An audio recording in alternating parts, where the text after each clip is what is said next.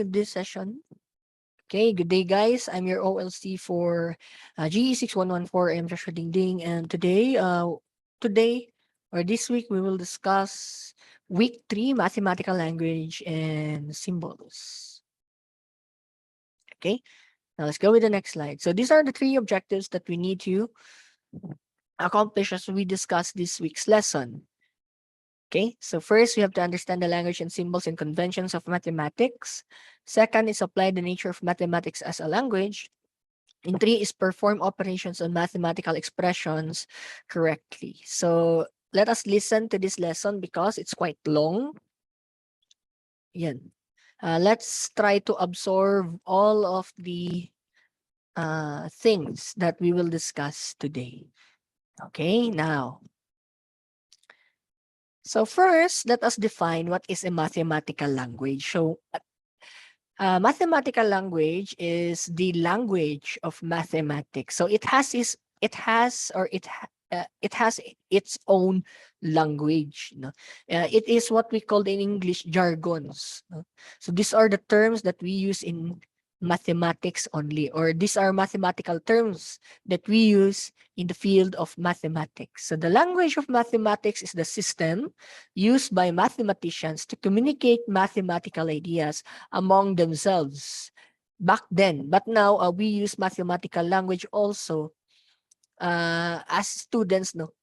So if you want to have a deeper understanding of mathematics, we should have a basic understanding of the language itself. So how can you understand the topic if you don't have the knowledge on how to absorb or absorb the idea without learning the language? Now, it is distinct from natural languages. When we say natural languages, these are languages that we use for speaking. Like for example, English, Filipino, or any other language that we use for communication. In that, it aims to communicate abstract logical ideas with precision and ambiguity. What does it mean? So it is used to communicate abstract ideas, patterns, logical ideas. So it could be yes or no, true or false. Okay, and it has precision, meaning it's close to the real or actual value, and unambiguous. So there's no mistake, or it's the correct value of that it has the correct value, perfect value or considerable value, unambiguous siya. Now, what is mathematical language? Let's continue, So this language consists of a substrate of some natural language, which is English. It's not pure mathematical language, It has a substrate of natural language, like a pinch of the natural language, which is English, usually, Using technical terms and grammatical conventions that are peculiar or unusual to mathematical discourse or mathematical jargon. So mathematical language uses mathematical discourse or jargons or terms. So for example, quadratic functions, linear functions, factorial, summation, mean, median, mode, and so on. So it is also supplemented by highly specialized symbolic notation. Like for example, mathematical formulas like sigma. So this Greek symbol signifies summation. So it means that you have to get the sum of the terms within this symbol. So these are examples of mathematical language. Let's start with symbols. So mathematics uses symbols instead of words, because if we use words, the books that is explaining mathematical concepts, it would be much thicker because you are using words. Now, instead of words, we use digits and symbols to represent operations or numbers. Now, for for example, the digits or the 10 digits 0 to 9, symbols like the operations, arithmetic operations, which is the addition, subtraction, multiplication, and division. And symbols like variables like x and y, and special symbols like pi, equals, less than or equal to. So those are some examples of mathematical language. We all know that pi is equals to 3.1416. It is an irrational number. It is a irrational number. So it cannot be expressed in terms of fraction. Now, another example of mathematical language is letter conventions or variables. Now,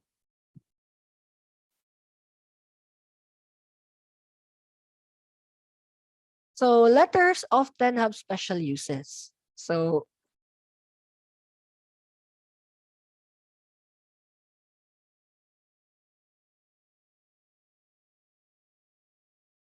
okay, let's resume, no?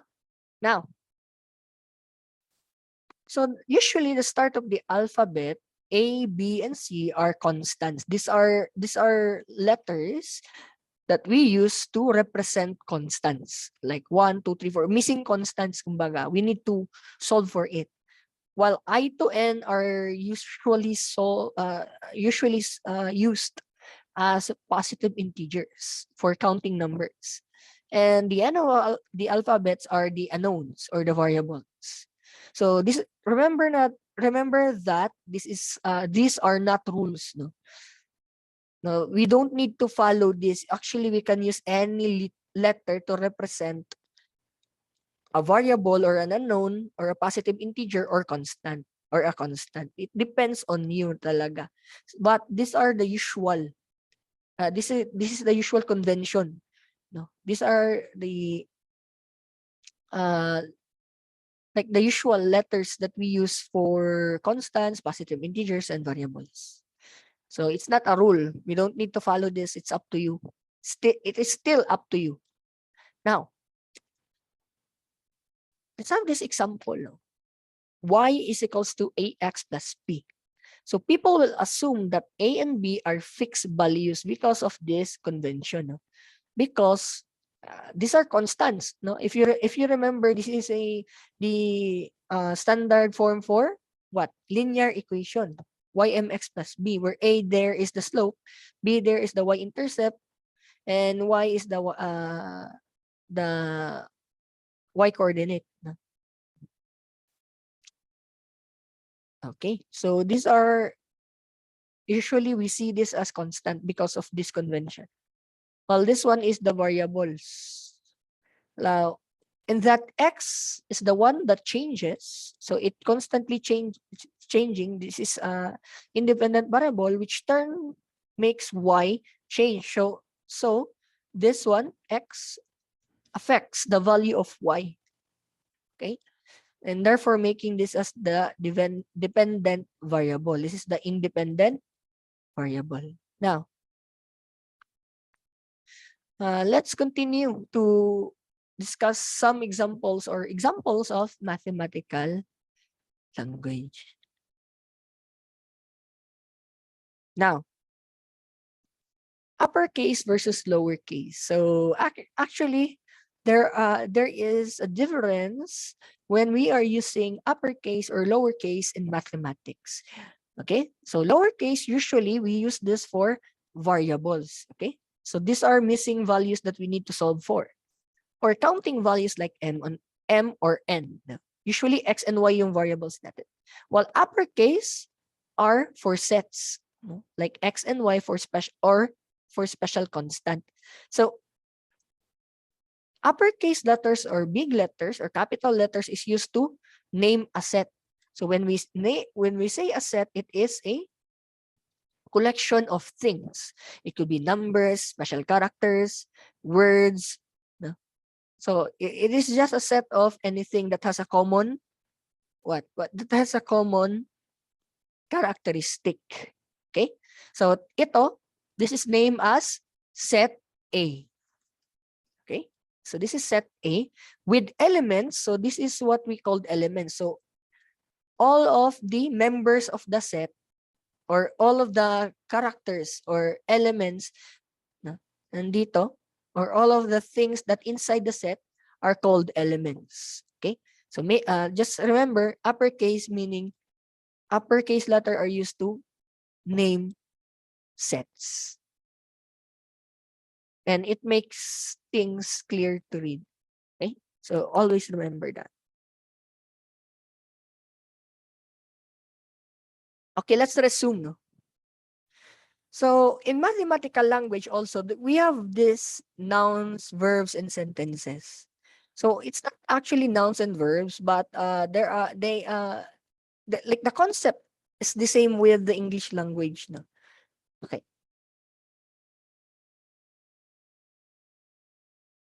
Yes, Jesse, you can. I can transfer you. Yeah, I know. Darlington. I am teaching it in Tagalog and I'm also translating it in English. Don't worry. Okay. So it's like English, no? The English language. So mathematical language has also nouns. It's like a counterpart of nouns, verbs, and sentences. Now, we don't use the words noun, verb, and pronoun in mathematics, but we can imagine these similarities to English. Okay? Now,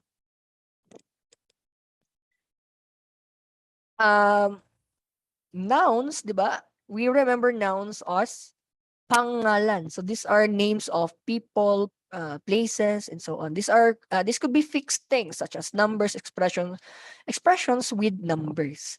So the term noun in English, the counterpart of it, no, in mathematics is those fixed things or well elaborated things, no, like numbers, expressions, meaning it doesn't have a variable.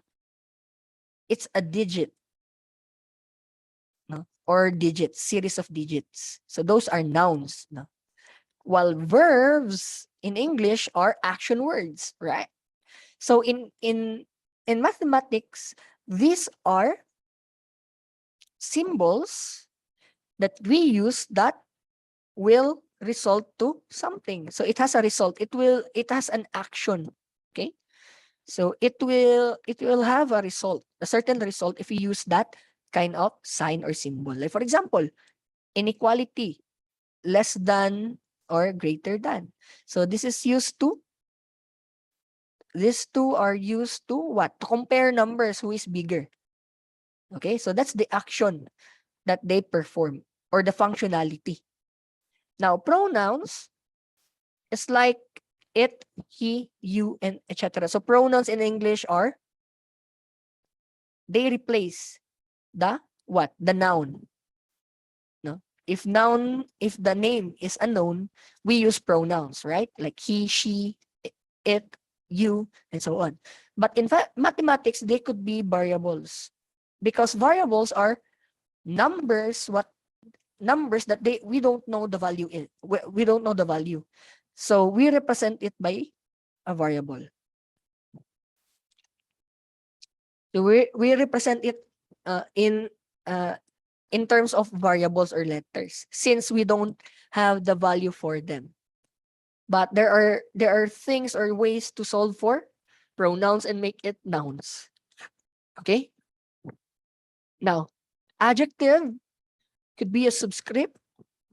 So it describes what is the placement of this. When we say adjective, describes the noun or the pronoun.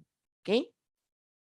So they describe uh, what is the placement of that character. Okay? Or of that noun.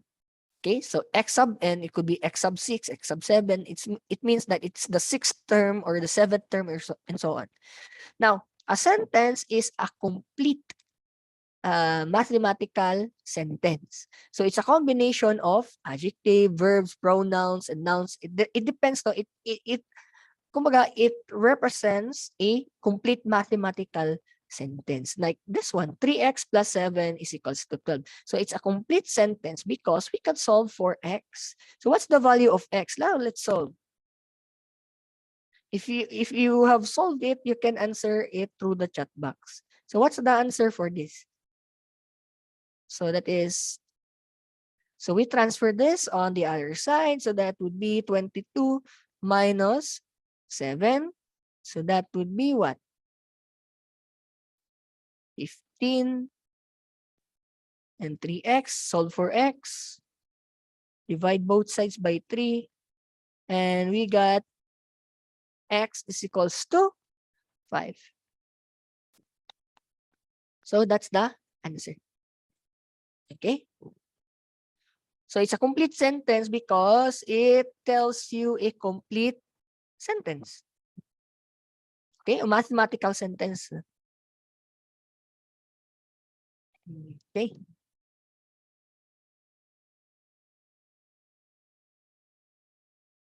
Now, let's go in the next slide. Now, let's discuss what is the purpose. What's the usage of mathematical language? This is the part where it gets complicated now. So we have to carefully listen because we're talking about the language itself. Okay?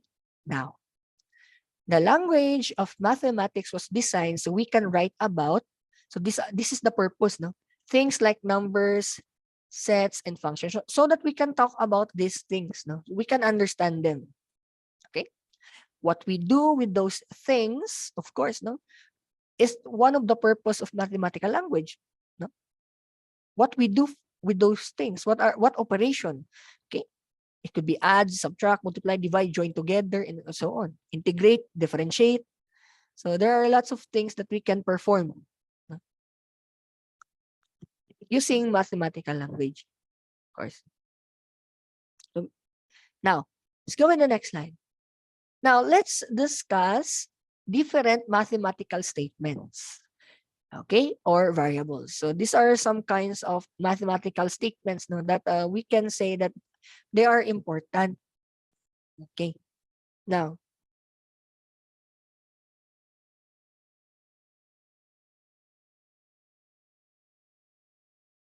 this is what we call the Trinity, or the main mathematical statements. So these are the main types of mathematical statements. We have universal, conditional, and existential. So universal, from the word itself, universal, it means it says that a certain property is true for all elements in a set. So for example, if I say all of the students of MMW, or mathematics in the modern world, is listening right now. So it's a universal statement because all of the members of this section is listening, because that's how I describe the set. So it's universals. It's true for all. Okay, in short terms, it's true for all. This one, for all, can be translated to a mathematical symbol. So the mathematical symbol for all is like this. It's an upside down letter A. So this one, if you see this kind of symbol, it means for all. Okay.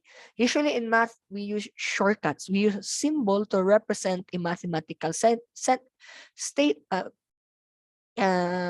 In order for us to represent a mathematical statement or to make it shorter.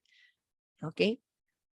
Now, a conditional statement, no, from the word itself, conditional, it's an if-then statement. It has a condition. It has two parts, no? The if and the then.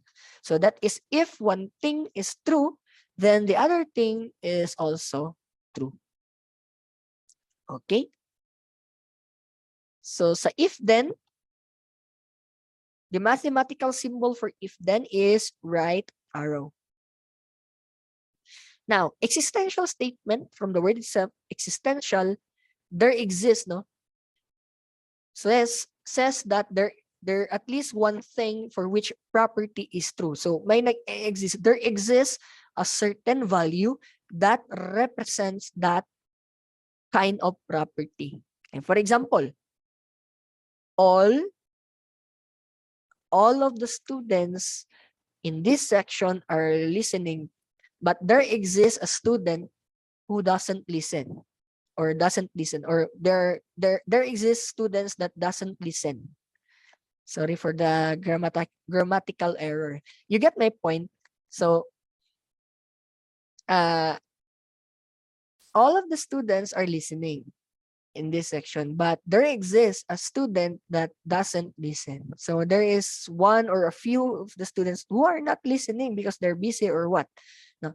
So that is like an example of existential statement. There is a general statement that characterize the set, the members of the set, okay, or the members of the section, but there is a member that doesn't follow that description. There exists. So he is the exemption of that description. He is an outcast. Okay? Now, the word there exists is represented by this symbol. It's an inverted E or a backwards E. Okay? So when you see this kind of symbol, it is there exists. Okay? Now, so after these three main types of statements, from that, we can make combination of it. So it could be universal existential, universal conditional, and so on. Now let's go with the first type, which is universal conditional. Okay, it refers to a statement that is both universal and conditional, which contains some variation of the words for all and conditional statements if then. So for example, no, let's have this simple statement. So for all students of mathematics in the modern world, they will pass the subject if they study hard, then pass the exam. Okay? Do you understand that kind of statement? Again, for all students of mathematics in the modern world, they will pass the subject if they study hard and pass their exams. So that is an example of universal statement. So the universal statement will be true if the if then statement or the conditional statement will be true. Now remember the mathematical symbols shown below. So ito yung for all, this is for all, and this is if then. Now, a universal conditional statement is a statement that is both universal and conditional. Here is an example. For all animals A, okay, if A is a dog, okay, which is true, right? The dog is an animal. So this is true. This is also true. Then A is a mammal. Okay? Okay, so this is also true. It is a set, no? So for all animals A. So A there is the member. Now, if A is a dog, its adjective or the thing that describes it, it is a mammal. Okay, which is true. Dog is a mammal, right? Okay. So this is a universal conditional statement because all three statements are true. Now, one of the most important facts about universal conditional statements is that they can be rewritten in ways that make them appear purely universal and purely conditional. Obviously, no? We can do that. So we can rewrite this. So for all animals A, so if we can delete this. For all animals A, they are all mammals. So it's purely universal. Lahat. Okay? So we can transform this statement into purely conditional also. So if we delete this, it's conditional. So if A is a dog, then A is a mammal. So it's a conditional statement. Okay? So we can transform that in any form. Oops, wait.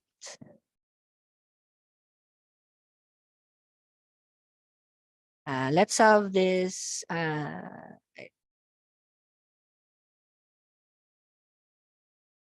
Wait.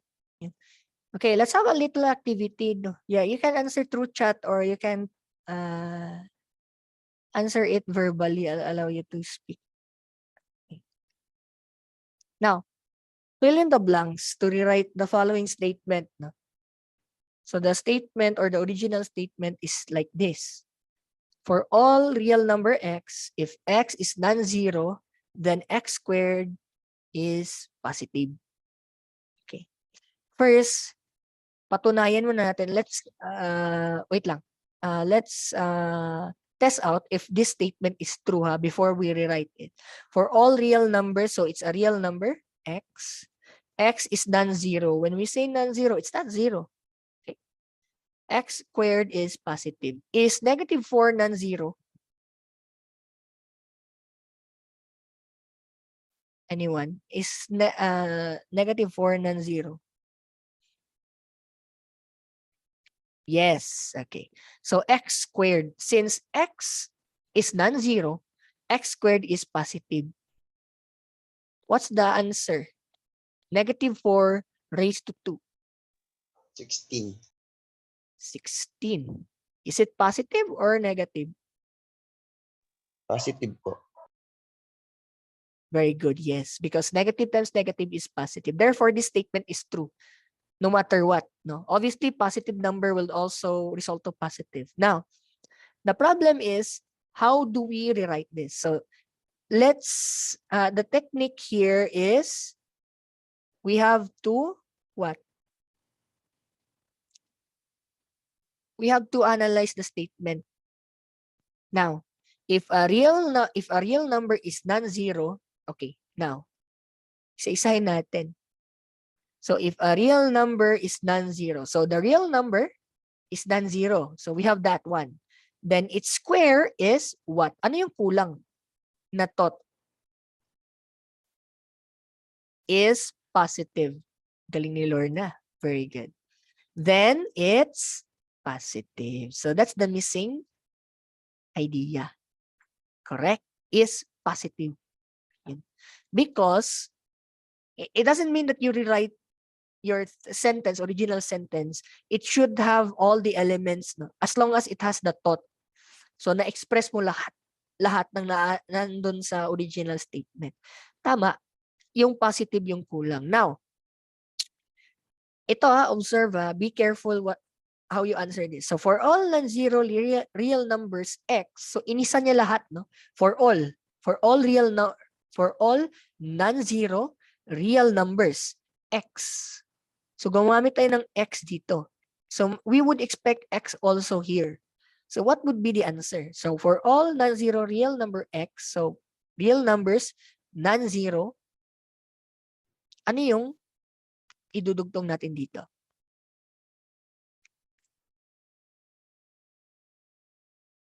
So, sabi ni Lorna, x squared is positive.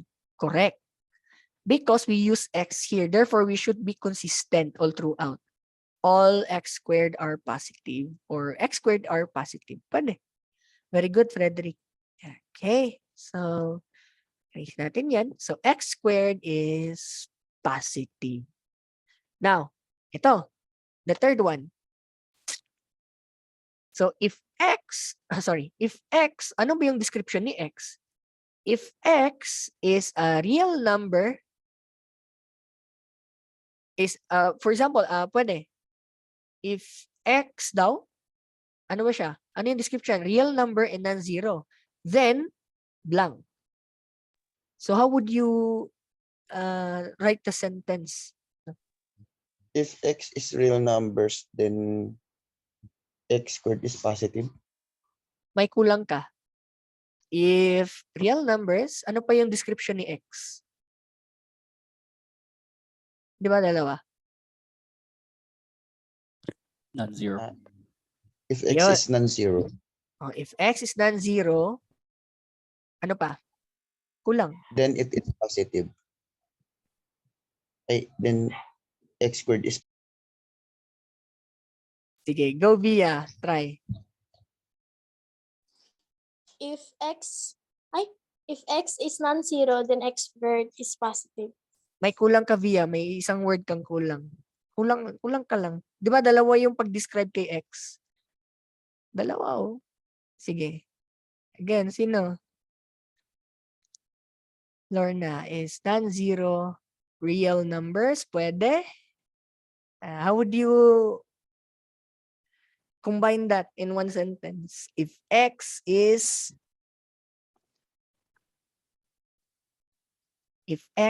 a real number and non-zero, then X squared is positive. Yes, very good, Neil. Sabi ni Frederick, if X are real non-zero numbers, kulang ka ng numbers, Frederick, then X squared is positive. If X are real non-zero numbers, ayun.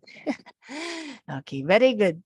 Ganun lang. If X is a non-zero real number, X squared is positive. How about the next one? Very easy. The square of any non-zero real number is what? Positive. Very easy. Ito. The last one. All non-zero real numbers. So all. So may for all na. All non-zero real numbers have ano yung description? Sige, Via. X squared is positive. Pwede or wala, hindi tayo kasi gumamit ng X, no? So pwede na natin hindi gamitin si X. Oo. Positive lang sir. Positive numbers, yeah, sure. Pwede. Go Lorna. Go try. Positive squares. Have positive squares. Very good. Ayun. Positive squares. Kasi nga, X squared. Tama. Okay. Positive squares. Have positive square. Correct, Axel. Ayun. So, very easy, no? Very easy. Ayan. Okay. Thank you for your participation. It means that you are really listening. Okay. Now, let's go with the next statement. So, we're done with universal conditional statement. I know that it's quite exciting, no? Because it's you get the flow. But yeah, let's try another kind of statement. Universal existential statement. Okay, so universal siya and then may existential statement siya. It has an existential statement. So a universal existential statement is a statement that is universal because its first part says that a certain property is true for all objects of a given type, and it is existential because the second part asserts or pushes the existence of something. For example, if every real number has an additive inverse. So lahat, for all, every number has an additive inverse. So it means that it's universal and existential. There exists additive inverse. Okay? This description exists for all real number. Okay? Okay.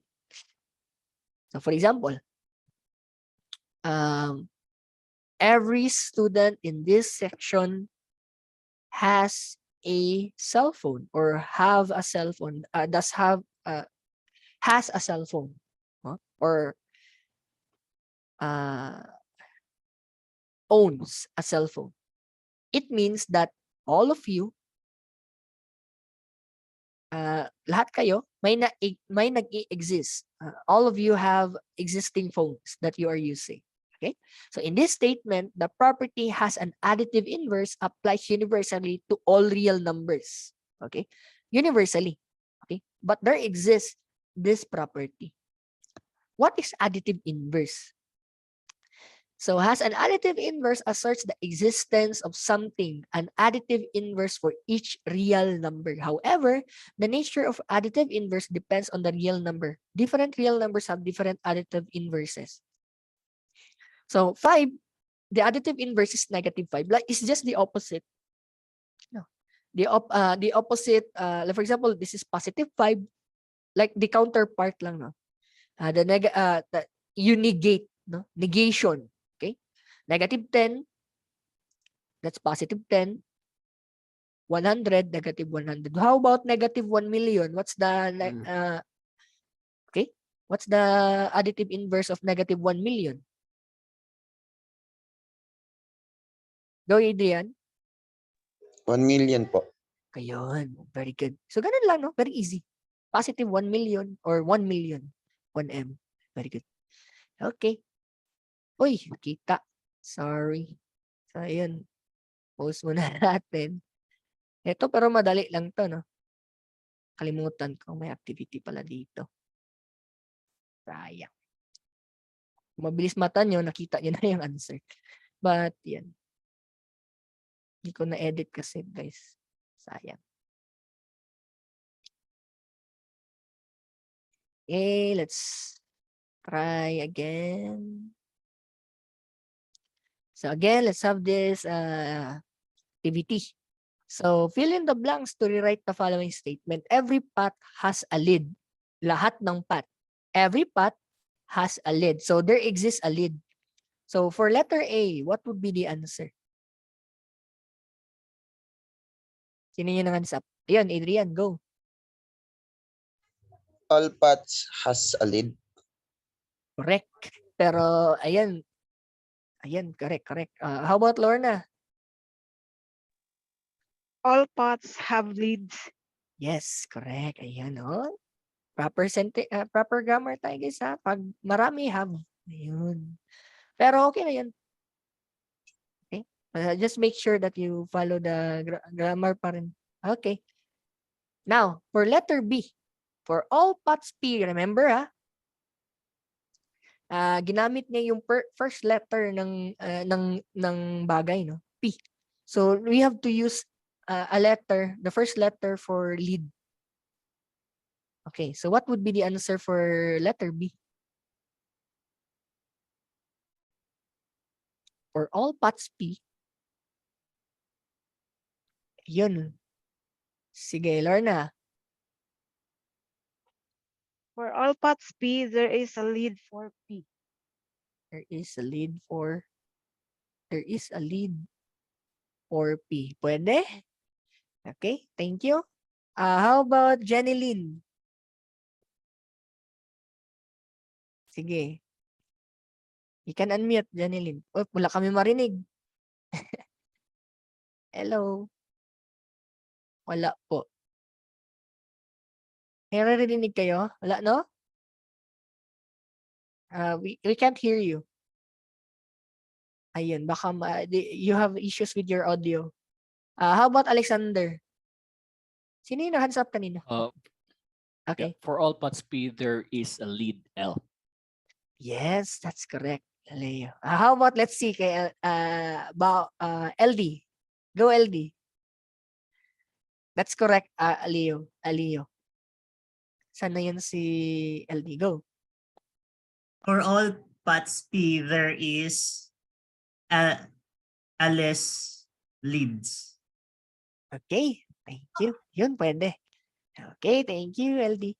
Ayan. So, let's see. Let's reveal kung ano yung answer. A lead for P. Ayan. Or there is L, or there is a lead L for P. Kulang yan. Okay?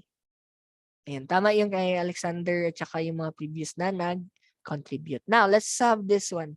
For all pots P, there is a lead L such that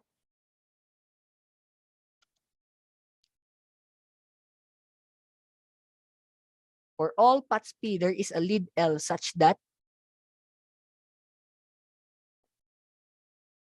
L is a lead for P, sabi ni Jerwin. Correct. Ayun. L is a lead for P. Or there are lead all of P has or have lead. Ayan. Nahilo ako onte. Oo, medyo mahirap ito. As long as you use L and P in such a manner that is correct. Kakahilo siya konti. Okay, thank you for your participation. Let's go with the next slide.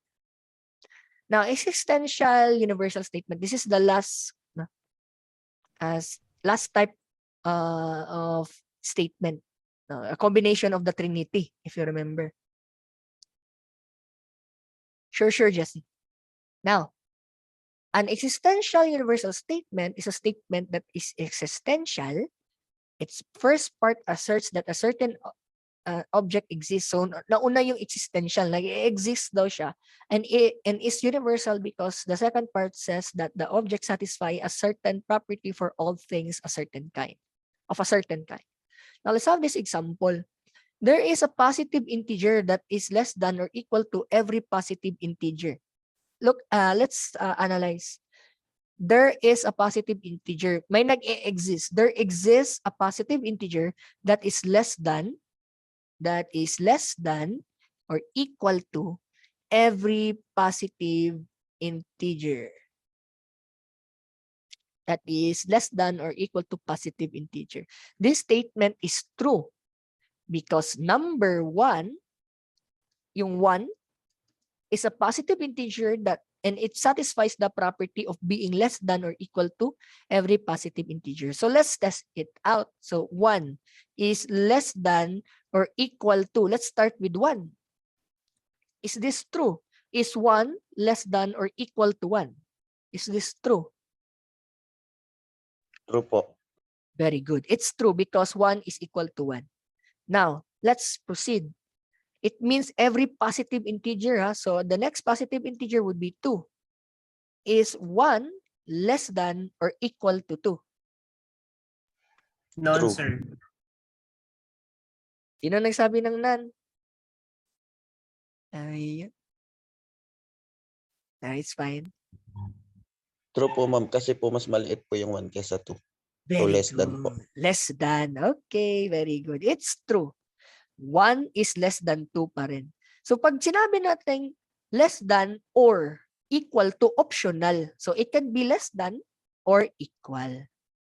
So alam niyo na yung patutungan nito. You will know what would be the result. No? It's always true.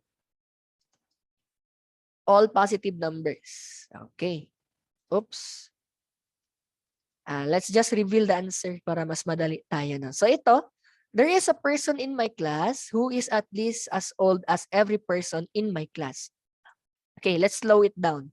There is a person. Okay? There is a person in my class. There exists a person in my class. Or in Tagalog, may isang tao sa aming klase who is at least as old, na kasing tanda ng lahat ng tao doon sa klase namin. Ganun. That's how you comprehend this statement. So this person, there is a person that exists who is at least as old. At least as old. At least, no? Kasing tanda as every person. So universal in my class. So some person in my class, so some person in my class is at least as old as every person in my class. That's how you rewrite it. Now, if this is fill in the blanks. Next, there is a person P. There exists person P in my class such that P is at least as old as every person in my class. Okay? Now, the third one, there is a person P in my class with the property that for every person Q in my class, P is at least as old as Q. Again, there is a person P in my class with that property that for every person Q in my class, so dineclare niya yung other person, so na-declare, it was declared that the letter Q represents the other people in the class who is at least as old as person P. Okay. So P is at least as old as Q. Ayan. So that's how you rewrite this statement. So it's quite confusing at first, but with constant practice, if you search existential statement, universal existential and universal conditional statement practice exercises you can practice. No? You can practice your how would you rewrite it. You will get used to it. Okay, so we're done with this. Let's continue. Okay, do you have any questions with the three? Do you have any questions? So it's quite confusing at first. No, none so far. Okay. Okay. So the definition of the statement is within the title of the statement. Existential universal, universal existential, and universal conditional. Okay. It's within the word itself or the description itself. No? What kind of statement is that? As long as you know the definition of the Trinity, the universal statement, conditional, and existential statement. Okay, let's have a review. What symbol or what this symbol indicates? Universal, sir. Okay, universal, that's correct. But what's the translation? Universal aside for all. Very good. Correct. Okay. How about the right arrow? For all. Very good. Universal or for all? How about right arrow to the right? If then. Very good. How about this one? Their existence po. Correct. There exists or their existence. Okay. Now, some of the most important mathematical concepts, such as the definition of limit of a sequence, can only be defined using phrases that are universal, existential, conditional, and they require the use of the three phrases for all, there is, and if then. Yun nga, no? So if we're talking about sequences like Fibonacci sequence, no? When you're talking about the limit, when you say the limit, hanggang dun lang. It doesn't go beyond there. That's it. That's the limit. Okay?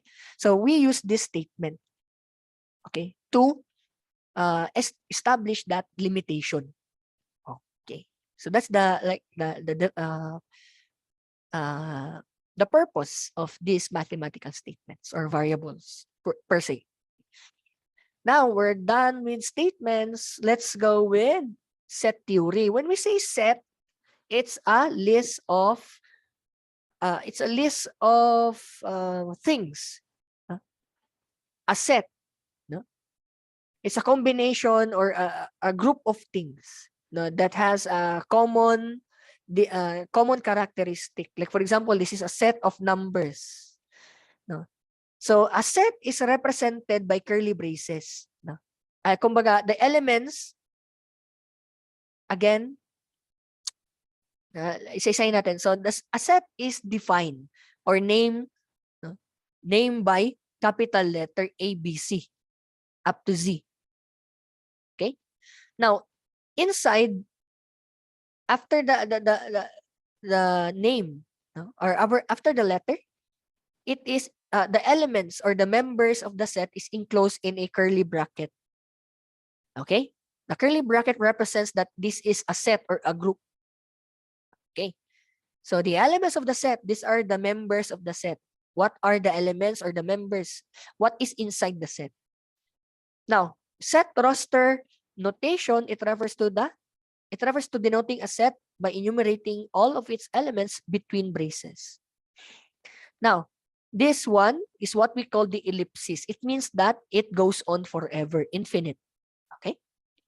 Element or a member are those inside the curly braces. So for example, if we want to name this as set A, so set A has a member of 3, 6, 91, and so on. Okay? So ganun yung set. That is set. Sir, is it exclusive to numbers? Can we create a set where words are within the set? Yes, we can. So we can create a set that is composed of letters, symbols, anything anything, no, as long as it has a common characteristic. Now, the symbol, this one, unlike this one, this is existential. This one is letter E. No? This is epsilon, epsilon, Greek letter. So it denotes belongs to or is an element of or is a member of a set. Remember, if capital letter, if you see a capital letter, it's the name of the set. Okay, small letters are elements. Okay, so here, if you read this can be read as A is a member of set A, or is an element of set A. But if you see an epsilon with a slash, it means it is not a member. Okay, or it is not an element. Like for example, no, let's say 1, 2, 3. Okay, so 1 is an element of A. Is 4 an element of A? That's the question. Is 4 an element of A? Yes, Adrian. No po, ma'am. Kasi 1, 2, 3 lang po yung naka-indicate sa set A po. Correct. So it's not an element of A. Very good. Now, let's go in the next slide. So if we specify a common property among things, then we gather all up the things that have common property. Kaya set. Okay? So it's a set because it has a common property. They have a common characteristic. So for example, you wear shoes, socks, hat, shirt, pants, and so on. So this is known as a set. Now, there are three types of fingers, right? Index, middle, ring, and pinky. So it is just things grouped together because there are fingers. There are a set of or classification of fingers. So they have a property in common. Now, let's say this one, the notation for those two previous examples. So socks, shoes, watches, skirts. So it is a set of things that we wear. Ito naman, this is a set of fingers or types of fingers, name of fingers. So notice that you have these 3 dots. So it's called the ellipsis. It means continue on. So you can wear anything, mga good. No? It could be infinite possibilities. So it could be tube, spaghetti, pedal, kahit ano. It could be anything. Now, there is fairly simple notation for sets. We simply list each of the element or the members separated by a comma. Okay? So ito, this one. And then put some curly brackets around the whole thing. So the curly brackets are sometimes called the set brackets or braces. Now, let's have this one. So we can actually describe the set in a sentence, or we can write the set roster notation. Again, set roster notation is this one. Listing all the elements in a curly braces. Listing all of the elements. So the set, V of all vowels in English alphabet can be also written like this. So V is equals to A, E, I, O, U. Okay. Example number 2, set O is the set of odd positive integers less than 10. When we say odd, that's 1, 2, 1, 3, 5, 7, 9. Okay? Since it's less than 10, we can't go further beyond 10. So it's limited. But when we say the set O of odd positive integers, so hanggang dyan lang. For example, we don't include this one. So how would we write that? So it means all positive odd integers. So what would be that, Adrian? Ellipsis po, ma'am.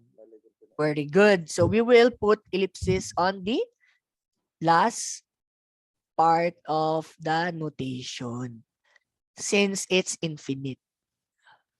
Ellipsis. Very good, Lorna. Now, let's go with the next one. So, numerical sets, these are well-defined. What do you mean by well-defined? They have common characteristic. So, this is a set of even integers. So, this goes on negative infinity, positive infinity. Set of odd integers, negative infinity, positive infinity. Set of prime numbers, positive infinity. And this one, it doesn't have an ellipsis because positive multiples of 3 less than 10. Multiples of 3 meaning numbers that are divisible by 3, which is 3, 6, 9. Okay. Those are well-defined. This one is also a well-defined well-defined set because we know what kind of property thus this set have because it was described here. Well-defined siya. It was defined very well. A set of even numbers between 1 to 15. So the even numbers between 1 to 15 is 2, 4, 6, 8, 10, 12, and 14.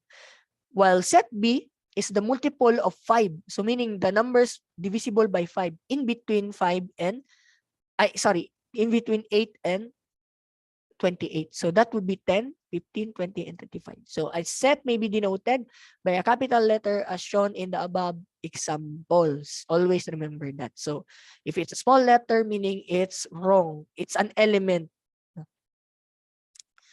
Now, not well-defined, these are sets na they don't have common property. They're just there. They're just a set of numbers or letters or whatsoever. They don't have any common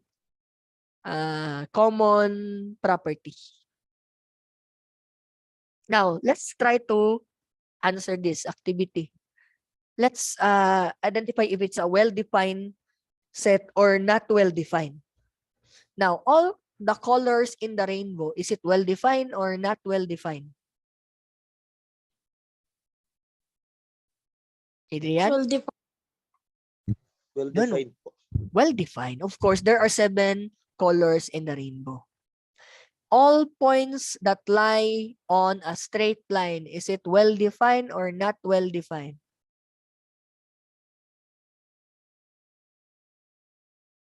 All, okay. Sige, Adrian.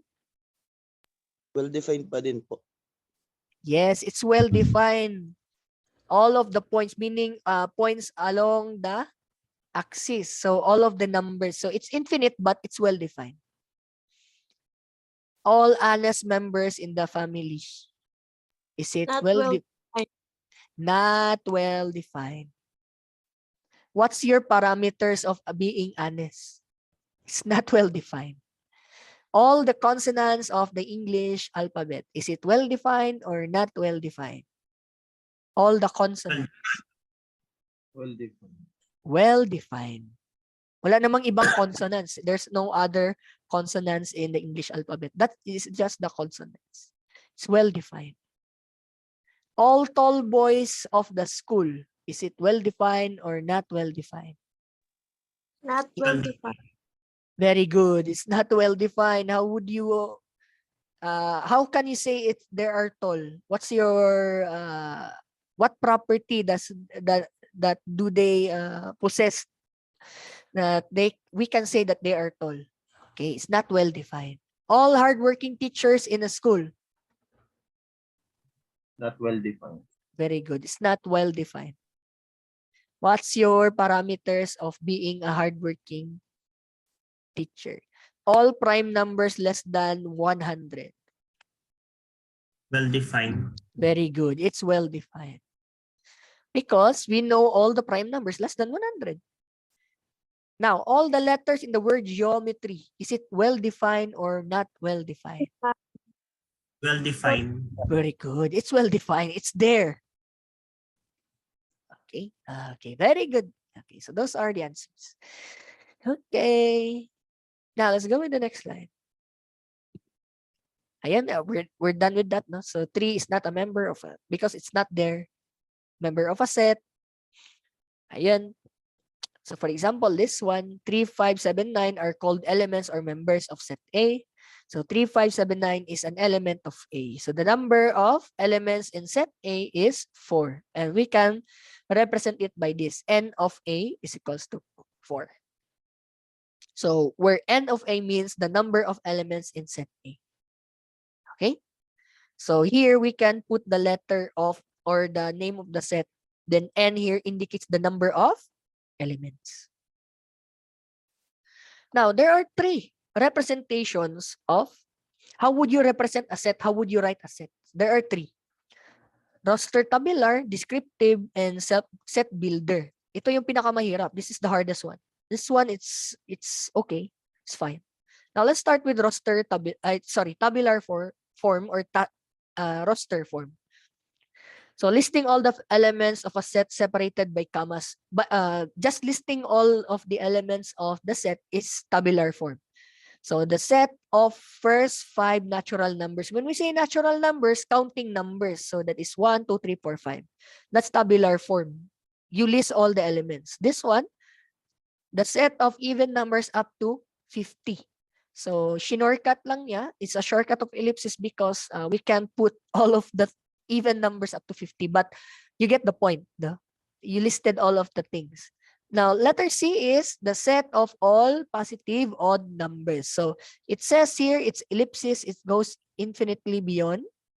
So you're still listing all of the elements since you use curly brackets and commas. So that is tabular form. Now let's go with descriptive. So descriptive is just using or stating words to describe the set. Now, itong set A, we can transform that or we can describe that or we can write the descriptive form of that by this sentence. So set A is a set of first 5 natural numbers. B naman is the set of positive even numbers or integers less than or equal to 50, meaning the limit is 50. So if it's equal to 50, that ends there. Okay? So not beyond 50. This one, this is the tabular form. The descriptive form of this is the set C is the set of positive odd integers. So kaya descriptive form because we are stating the elements of the set in terms of words. Now, this one is the most difficult type of how we write our set, that set builder. So we use symbolic form to represent the set. Now, this one, no? So set A, so same pa rin, no? This one, 1, 2, 3, 4, 5. X here represents the element. So it's up to you what letter you will use. Now, X is an element of N. N here, it represents natural numbers, not numbers. This one is read as such that. Okay, so X is an element of N such that X is less than or equal to 5. Okay, X is less than or equal to 5. Okay? Now, so start tayo with 1 less than or equal to 5. Okay, this is true. 2 naman, true pa rin. 3, it's true. So 4 less than or equal to 5, it's true. 5 is less than or equal to 5, it's true. 6 is less than or equal to 5, it's not true. Therefore, hanggang 5 lang. This is the limiter. Say, sir, why we didn't use -1? It's less than or equal to 5. Since we have it here, element of a natural number. Natural number starts with 1. So -1 is excluded or negative numbers are excluded. Now, X, letter B, is an element of even number. That's the representation of E. Okay? Now, 0 is less than less than x, and x is less than or equal to 50. Okay? So even, no? So 0 is less than or equal to 50. So since it's even, the lowest number would be 2. So if we substitute 2 here, is 0 less than 2. That's correct. Okay? The next number would be 4. 0 is less than x, and 4 is less than or equal to 50, up and so on. Okay. So you create a inequality to represent the set. This one, C is an element of the odd integer where x is greater than 0. So start tayo with 1. So it's greater than 0, then 3, and so on. So it's greater than, so it means it goes beyond. Okay, so subset naman, let's try to finish this. So subset, it refers to any two sets denoted by A and B such that every element of A is also an element of B. Kumbaga, all of the elements of the subset, for example, no, A is a subset of B.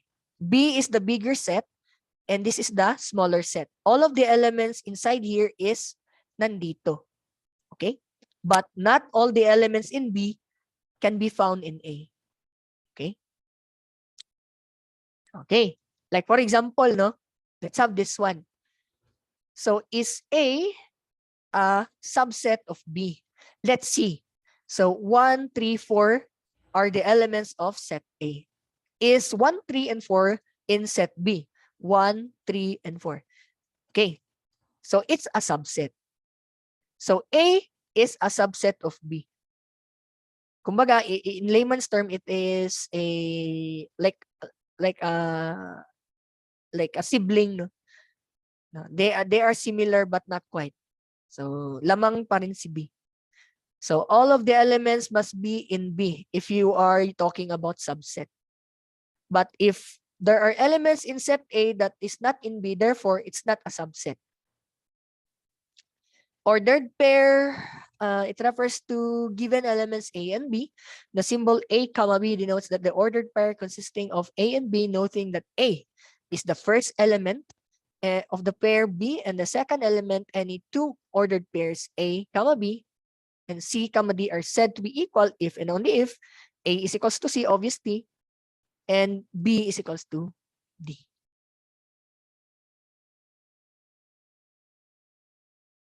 Ayan. So this is the last one. Last one. I think that is, ayan. So it refers, Cartesian product, it refers to a given set A and B. Let's finish this. Denoted by A Cartesian product B, read as A cross B, where the set of ordered pairs A comma B, where A and B are in B. So how do we do this? So if A cross B, it means that you pair the first element isa-isa, one by one, then you create a ordered pair. So pair 1 with 3, 4, and 5.